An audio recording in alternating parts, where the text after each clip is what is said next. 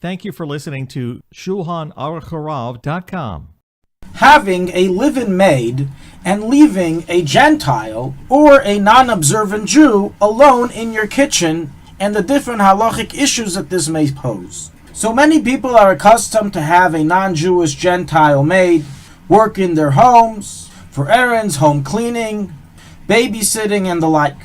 And unfortunately, many are unaware of the severe kashrus issue that doing so can pose to their kosher kitchen if they are not careful to abide by the guidelines given by the poskim.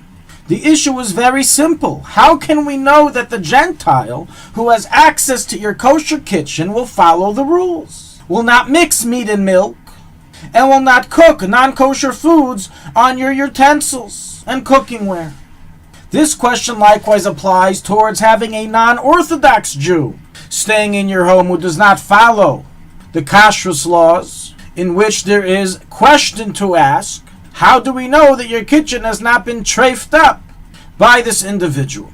So our first question on these series of questions is, halachically, do we have the responsibility to worry about what if? What if the guy or the non-religious guest went ahead and used non-kosher food in my pots? Is that something I really have to think about beforehand and beware from? Or is it only b'diavad if you happen to find that he cooked non-kosher food, then obviously your pots are kosher? But initially you give them instructions and you can assume the instructions are being followed, that your kosher kitchen is being kept kosher by them. In fact, we have a rule called ein machzikin isura. We don't assume the worst. We don't assume prohibitions. So to here, perhaps we can use that line of thinking to say that there is no problem to leave your kitchen in the hands of a Gentile, non-religious Jew, so long as proper instructions are given. So now let us begin what the poskim and halacha actually have to say about this subject. So we have a clear ruling in the Rishonim, in the Mordechai Perek Ein Mamidin, which is brought in the Mechaber Ramon Yeredeya, chapter 122, halacha 9, dealing with the laws of kashering, that it is forbidden to allow a Gentile to remain alone with one's eating utensils due to worry that he may use the vessels to cook non-kosher foods, either non-kosher ingredients or meat with milk. The original case of the Mechaber is dealing with someone who's bringing his pots to be fixed to the house of a guy who knows how to fix them. And he's saying, don't leave your pots by the Goyish craftsman because you may cook shrimps or pork in your pot and you don't know about it. The Ramah then extends this as well to say that also in the opposite case, to bring a Gentile into your home and have him stay together with your pots and pans and kitchen is also forbidden, because maybe he may come to cook something non-kosher and trafe up your kitchen. This worry especially applies if you have left food cooking on your stove and is accessible to this Gentile to do as he pleases, as perhaps he may enter a non-kosher ingredient into your food, as writes the Mechaber in 118 halacha 12. Now this may sound shocking and outrageous to many people, so this means I have to cancel my maid, no more Gentile house workers. How can it be? There must be something missing in this halacha. And the answer, the Shach points out a very important clarification, that this entire halacha is regarding a case that the Gentile is being left in your home with access to your kitchen, with no Jew supervising their action, or with no Jew in the vicinity that may enter and see what they are doing.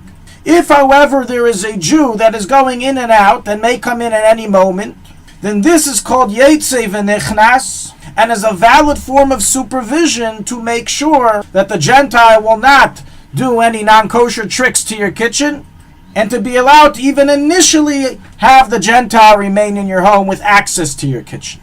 So for example, if you're in your room and the Gentile is doing whatever they're doing, then even if you plan on being in your room for a few hours, since it's possible you may come out, and the Gentile has that natural fear, therefore you're allowed to rely on that to have the Gentile remain alone in your kitchen. And this is the basis of the heter of having a live-in Gentile maid.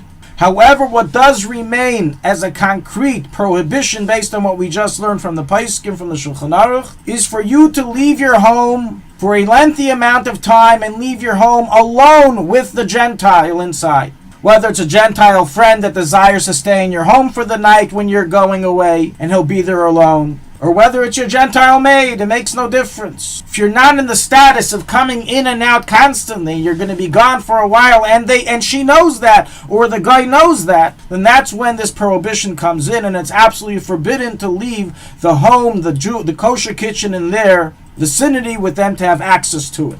Now, does this halacha likewise apply to a non-religious Jew? So a Yid who is not Shema Shabbos, Bifar Heshe, meaning he desecrates Shabbos even in public, the halacha is that he cannot be trusted with one's kitchen just like a guy. And it is thus forbidden lechatchila to leave him or her alone in one's home unless one is coming in and out constantly, Yaitzev and Nichnas, just as we said before regarding a Gentile. So to summarize this halacha, it is permitted for a Gentile or non-religious Jew to have access to your kitchen and be in your kitchen and be in your home, so long as there is always the chance that some Jew will come in and out and see if they are doing anything wrong to your kitchen, and they will therefore have fear to not do so. It is, however, forbidden to leave them alone for considerable amount of time when they know you will not be returning for some time. Doing so is lechatchila forbidden to be done, and thus if you're going on a trip, you got to take your live-in maid with you. You cannot leave her alone at home. And what remains to be discussed is what is the halacha b'di'evet if one didn't know about this and transgressed this and did leave the Gentile or the non-religious Jew alone in one's home for a considerable amount of time. What is the law of the kitchen? Is the kitchen now considered treif and everything has to be kashered, or is there any leniency applicable? This Amir Shem we will discuss in a further lesson on this subject. Thank you for listening to Shulchanaruchharav.com. Our free services of making Torah knowledge available to the public depends on donors like you.